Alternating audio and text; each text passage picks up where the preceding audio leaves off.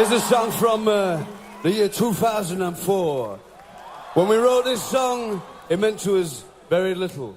Tonight, it means even less. Ladies! A band from Sheffield who first built a following on the internet are said to have the fastest selling debut album since chart records began. How do you look back when you look back at that time? Try not to, Annie. And then came the song that would change everything. They bet that you'd look good on the dance floor. Whatever people say I am, that's what I'm not.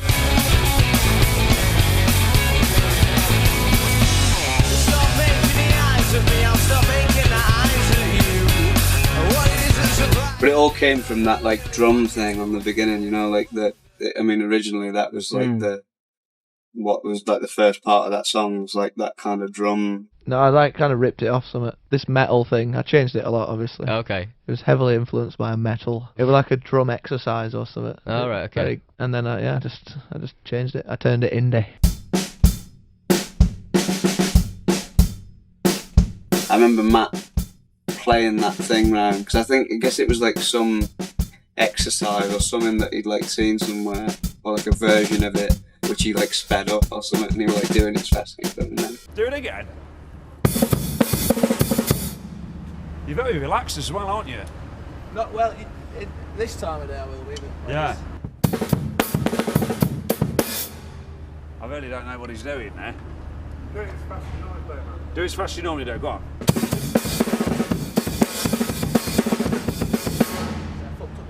Yeah, you're working in triplets, aren't you? Want to do self-taught, mate? Yeah. Show off.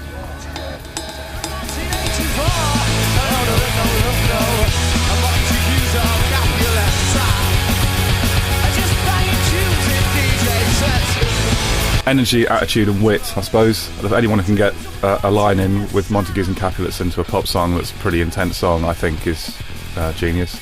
I did find like the lyrics for it like not long ago, like scribbled on like a piece of paper. That's a really old one. Yeah. Like, I can't remember. Like that one. Like, it's probably just after I'd started thinking about like writing lyrics and that. It was like I don't know. There was sort of like something happened, and that again is very boring. But it was just like they were a girl and considered a bit. Were there any different changes? Oh yeah, like loads. Yeah, there were all sort of stuff about like cigarettes and stuff in it. But not any regrets about putting in there. No. Like there were some stinkers in there. Arguably, there still is. But do you ever go back and revisit stuff that you've made? Just like YouTubing myself. And that. Well, maybe. Or just listen to old stuff. Oh yeah, no, yeah. I do that. I've done that. I think sometimes that can be helpful. Like. I don't know, there were a few lyrics that went by where I was a bit like, nah. I can remember recording it like the first time we did it, well, because we did it with this guy, Alan Smythe in Sheffield, that we did like a lot, like all his first sort of recordings with. The band gave out those demos for free, and they also sent them to various radio stations. At this point, their music wasn't spreading on the internet yet. Because I seem to remember, I'm going to have to throw my hand up and say, I seem to remember getting a demo probably about a year and a half ago. Yeah, we were going to mention this actually. Yeah. I remember sending it. And I do still have it, because the demo piles, you get so many in. Certain ones, you can't keep them all. But I keep a certain amount, which I put in a box. And I was going through this box of ones which I never played on the radio, but obviously thought were good enough just to keep, and it's still there at home, but never got played on the radio. Yeah, we spent days doing that. That form and everything. I'm so sorry. Specially made artwork. You see, but now who looks like the idiot now? See? Another person who received it would be blown away by that demo. The song that I remember just smacked me between the ears just immediately was Arctic Monkeys. You know, I bet you got on the dance floor. That was, you know, we were on a bus on a tour at the time, and it had been sent through by a trusted friend in the music industry who'd said, hey, listen, we just picked up this demo, what do you think? We played it, and all three of us, it was me, my producer Rob, and I think even Annie Mac, and we all looked at each other and we were just like, this is a total no-brainer. So in November 2004, Zayn broadcast Arctic Monkeys on the radio for the first time ever. On the road for about 2 months now through various different guises. It's been great running into people who are all starting bands with their friends, coming up, giving demo tapes.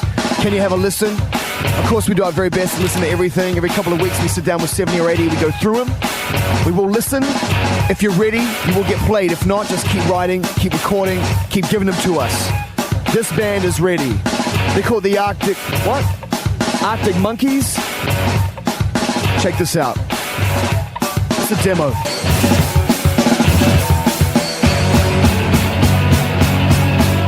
History had just been written, and it's only after that that the band's demo started spreading widely on the internet.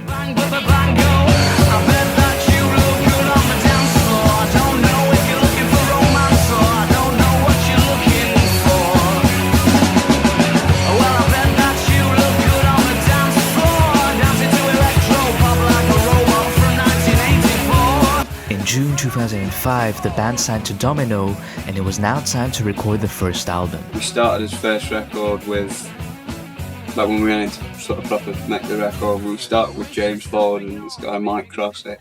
First met the Arctics quite a while back. Like, I nearly made the first record, but it didn't quite work out because of politics. And we recorded like 10 songs in a week or something, and we were like, this is it, we've done his album, you know, fucking put it out tomorrow, please, yesterday if you can.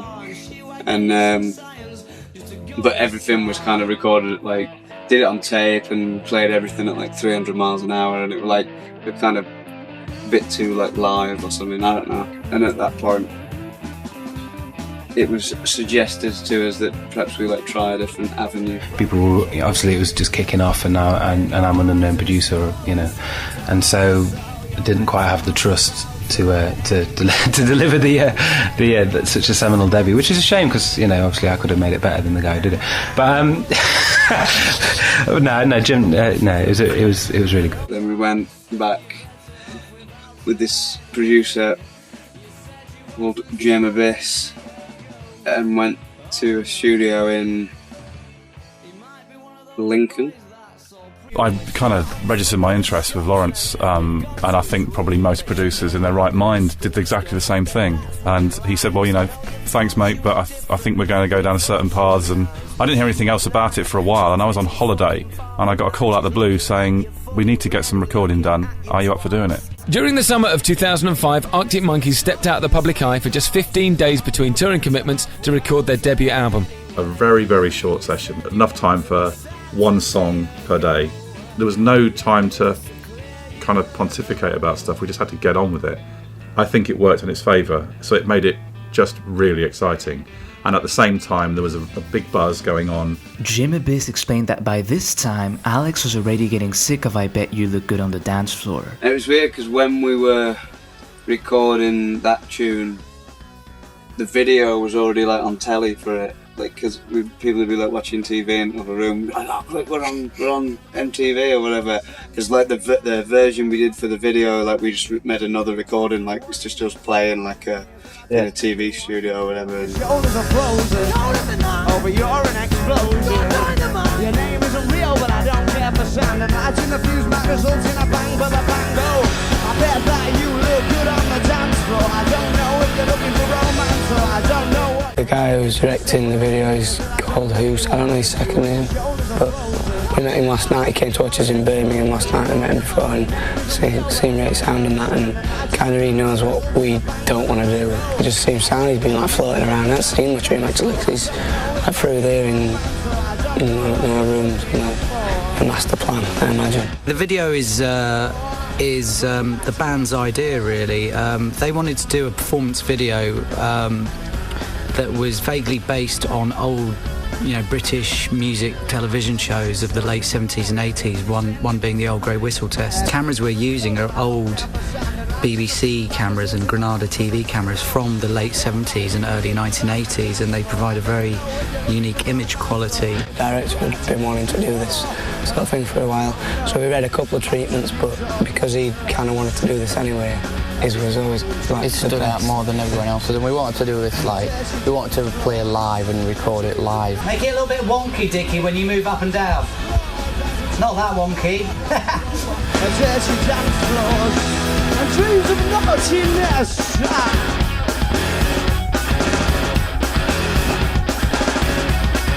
I remember relatively vividly like when we had a #1 single. I Bet You Look Good on the Dance Floor. And like I remember in the pub in High Green with all his friends, and you know the sort of roar that went up in the pub when they like came on, and it was like sort of that moment probably with the single suddenly began to be like out the window. Like you just don't. It's like, well, who knows now? What's next?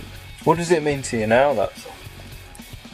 Like more fun than ever to play it now. Like I think I probably fell out with it for a moment, like somewhere along the way. But I kind of fell out with it. I fall out with all of them at some point. I think. And then, like kind of. But that's definitely one that like I'd never imagined like not playing it. And I should have been the one that said, "I bet you look good on the dance floor," shouldn't I? Except that I'm not sure that would be accurate. Well, I look a bit of a mess on the dance floor. I doubt that. Well, it's lovely to see you. Nice to see you, Susanna. Thanks very much Good indeed. luck on the floor. Thank you.